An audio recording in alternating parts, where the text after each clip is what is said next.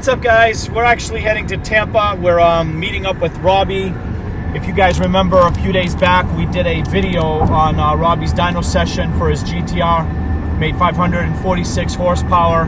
We ran into some issues with the car, of course. He had some problems with the alternator and voltage. He's gotten all that corrected since then. So he's going to be up at a local meet here at Quaker State Lube. We're going to go there, check it out. We want to see, of course, what adjustments he's made and how the car feels at 550 horsepower on the street.